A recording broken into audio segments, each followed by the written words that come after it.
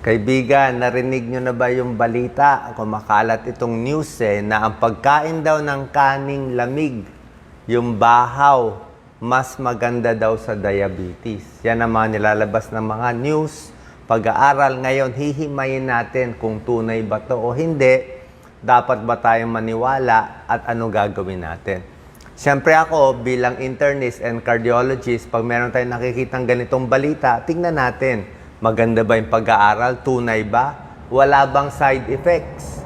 Wala bang problema pag puro kanin lamig ang kakainin mo? Baka sumakit ang tiyan mo, malamig to, di ba? Kung puro tutong ang gusto natin, yan, no? So, maganda ba sa diabetes? May danger ba pag hinayaan mo matagal? Baka magkaroon ng mga bakterya? Tingnan natin. Bukod sa kaning lamig, itong pag-aaral, ni-research ko, pwede rin pala to sa pinalamig na pasta or spaghetti. Ayon sa pag-aaral, posibleng maganda rin sa diabetes. Kahit patatas, french fries, sobra init, mabilis magpataas ng blood sugar.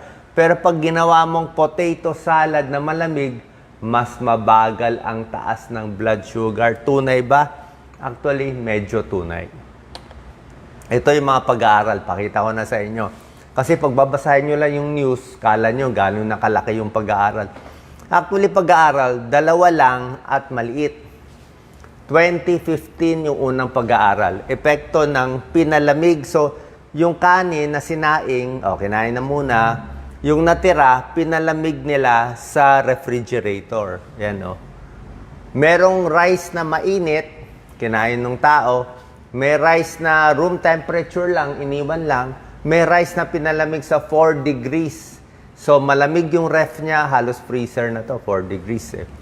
So, dito sa tatlo, ano yung mahina magpataas ng blood sugar? Nakita nila, dito sa bagong sinaing, taas ng blood sugar. Kasi nga kanin Diba? Kanin nakakataas ng diabetes.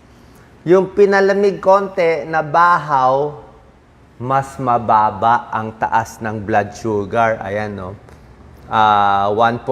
lang, mas mababa. Pero, yung pinalamig sa refrigerator, tapos ininit ulit, yun ang pinakamababa at pinakamaganda sa diabetes. Pero, dapat natin tandaan, 15 people lang pinag-aralan. Kung sa mga pinag-aaralan naman yan sa PGH, o sa UP, siyempre sabihin 15 lang yan maliit. Maliit pang pag-aaral. Inulit noong 2022, April. Okay? Sa diabetes naman nila pinakain. 32 patients, mas marami na. So, yung isang kanin, mainit. Yung kalahating grupo, pinakain ng pinalamig na naman yung kanin. 4 degrees, malamig na lamig yan. Almost malamig na ref yan. Tapos, ininit nila, pinakain, chinek yung blood sugar after 3 hours. Ano nakita? Yung kumain ng kaning mainit na masarap, mataas ang blood sugar. Malaki tinaas. Pero yung kumain ng pinalamig na kanin, mas hindi tumaas ang blood sugar. Mas maganda. So, pag hindi mas mataas ang blood sugar, less complication, less heart attack, less stroke, most likely. So, anong explanation? Papaliwanag ko sa inyo. Ito yung paliwanag. Pinalamig na pasta, spaghetti, patatas, kanin. Kasi, ang starch, carbohydrates yan, di ba? Lahat yan carbohydrates. Dikit-dikit yan na glucose molecule. Parang dikit-dikit sila pag hilaw. Pag niluto mo itong kanin na mainit na kanin, french fries, mainit na spaghetti, mainit na pasta, itong glucose na nakadikit, naghihiwalay. Kasi ininit mo Pag naghiwalay siya, tapos kinain mo siya, di mabilis siya ma-absorb. Ang sabi nga dito ng isang researcher, parang uminom ka daw ng soft drinks Kasi hiniwalay mo na yung kanin Hiniwalay mo na siya, di ba? Pero busog ka naman, kalmado naman tiyan mo, happy ka. Happy ka, pero mataas lang ang sugar mo. Yun lang ang problema. Ngayon, pag pinalamig mo siya, yan, bahaw, pinalamig mo, ginawa mong salad, naging cold mo na siya, Pag pinalamig mo siya, yung naghiwalay, niluto mo, naghiwalay na yung glucose, di ba? Mabilis ma-absorb. Magdidikit siya ulit. Magiging resistant starch siya ulit. So, pag mainit ang kanin at itong mga iba, mataas yung glycemic index. Di ba tinuturo ko sa yung glycemic index? Yun yung masama. Pag pinalamig mo, didikit siya ulit, mabagal ulit yung absorption. Good for diabetes. Again, mabagal. So, ang secret, ay naman natin kumain ng malamig na kanin, palamigin mo daw muna, pag malamig na, initin mo na lang. Kasi kahit initin mo, nakadikit na siya. Parang hindi na maghihiwalay ulit eh. Parang paste siya, nagdikit na siya. Oh. Meron tong theoretical explanation. Sabihin, sa teorya, may ibig sabihin, sa research, kahit maliit, may ibig sabihin din. Ito yung tinuturo kong glycemic index. Pakita natin, Doc Lisa. Pag ininit lang yung kanin, no, ang taas ng glycemic index, so 64. Basta lampas 50, mata yan, 64. Patatas, ang taas, so 87 ang taas. So lahat to pampataas ng blood sugar. Kaya nga, gusto mo nga palamigin siya para bababa tong numero. Tignan mo ang gulay. Lahat ng gulay, broccoli, celery, cucumber, 15 lang ang glycemic. Kahit kumain ka ng marami nito, hindi tataas ang blood sugar mo. Ayan, no? Pero kung kumain ka ng pineapple, pakwan, ang taas din ng glycemic. Apple lang ang mababa at suha. Di ba? Alam niyo naman, apple suha, hindi matamis. Good. Gulay. Pero itong kanin na gusto natin, pag pinalamig mo, mas maganda. So, mukhang maganda nga siya. Okay? Pero siyempre, lahat ng bagay, merong pros and cons. Pag sa Amerika, marami ring mga pangyayari. Actually, sa Amerika, merong 64,000 cases of food poisoning from malamig na kanin.